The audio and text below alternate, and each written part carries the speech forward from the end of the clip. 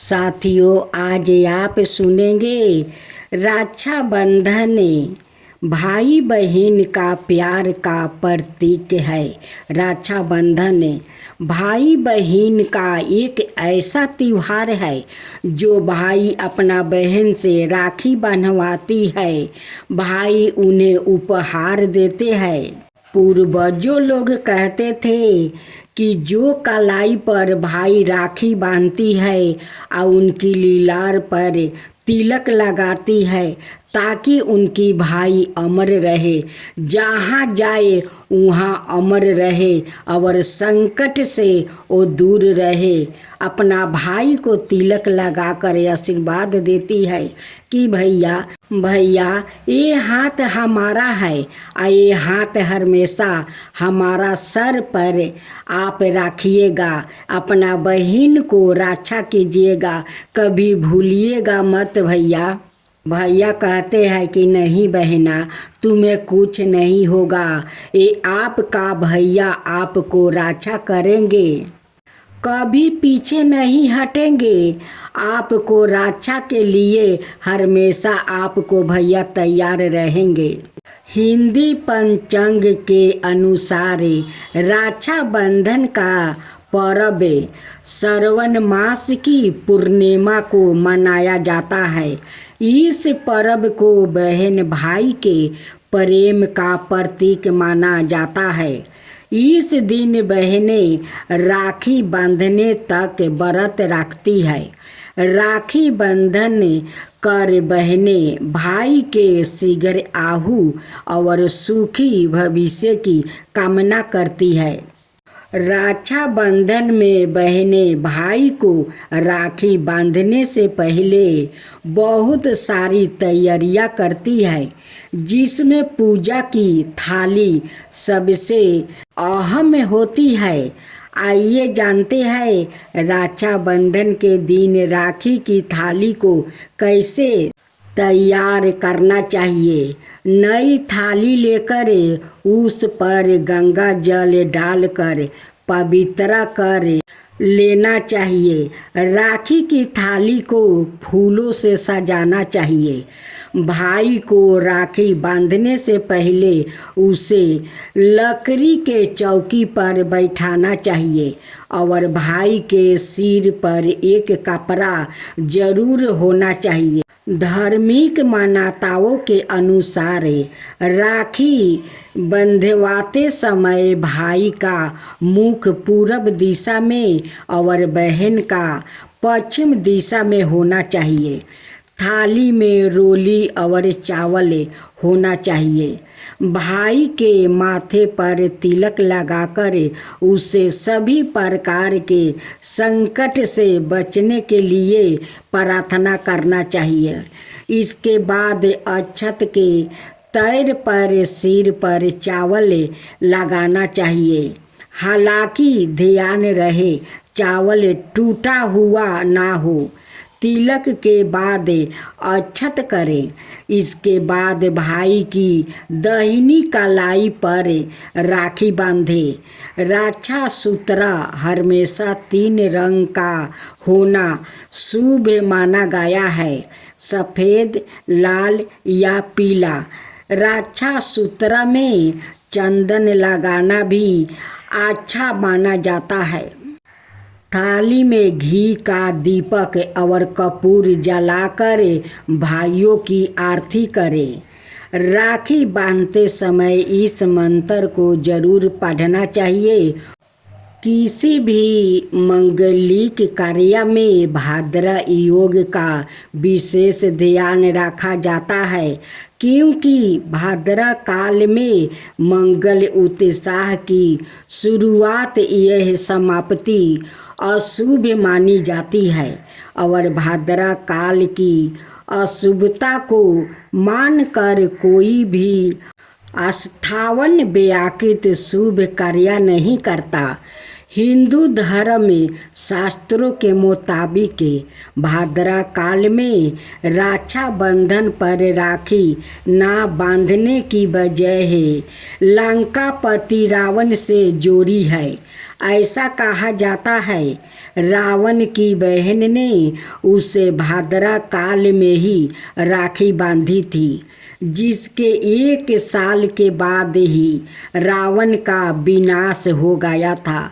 इसलिए भाद्रा काल में राखी बांधना अशुभ माना गया है। कब खोले राखी? धार्मिक मान्यताओं के अनुसार राखी बांधने के कम से कम 1 पक्ष तक इसे नहीं खोलना चाहिए। अगर किसी कारणवश राखी खुल जाती है तो उसे बहते हुए जल में प्रवाहित करना चाहिए या फिर मिट्टी में भी दबा सकते हैं। आप चाहिए तो श्री कृष्णा जन्माष्टमी वाले दिन चंद्रोदय के समय जल ढालकर भी रक्षा सूत्र प्रवाहित कर सकते हैं। रक्षाबंधन की कथाएं। एक बार युधिष्ठिर ने भगवान कृष्णा से पूछा, हे अच्युत, मुझे रक्षाबंधन की वो कथा सुनाइए जिससे मनुष्य की प्रेत बाधा और दुख दूर होता है। भगवान कृष्णा ने कहा, हे पांडवों, श्रेष्ठ एक बार दैत्यों और असुरों में युद्ध छिड़ गया और यह युद्ध लगातार 12 वर्ष तक चलता रहा। असुरों ने देवताओं को पराजित करके उनके प्रतिनिधि इंद्र को भी पराजित कर दिया। ऐसी दशा में देवताओं सहित इंद्र अमरावती चले गए। उधर विजेता दैत्यराज ने तीनों लोगों को अपने वश में कर लिया। उसने राजपद से घोषित कर दिया कि इंद्रदेव सभा में न आए और देवता वो मनुष्य यज्ञ कर्म ना करे, सभी लोग मेरी पूजा करें। दैत्यराज की इस आज्ञा से यज्ञ वेद पाठ पाटन और उत्साह आदि समाप्त हो गए। धर्म के नाश से देवताओं का बल घटने लगा। यह देख इंद्र अपने गुरु बृहस्पति के पास गया और उनके चरणों में गिरकर निवेदन करने लगा, गुरुवर, ऐसी दशा में परिस्थितियाँ कहती है कि मुझे यही प्राण देने होंगे। ना तो मैं भाग ही सकता हूँ और ना ही युद्ध भूमि में टिक सकता हूँ। कोई उपाय बताइए। बृहस्पति ने इंद्र की वेदना सुनकर उसे रक्षा विधान करने को कहा। श्रवण पूर्णिमा को प्रातः काल नियम मंत्र से रक्षा विधान संपन्न किया गया। दूसरी कथा भगवान विष्णु और राजा बलि की है। कहा जाता है कि इसके बाद भी रक्षा सूत्र का महत्व बढ़ गया था।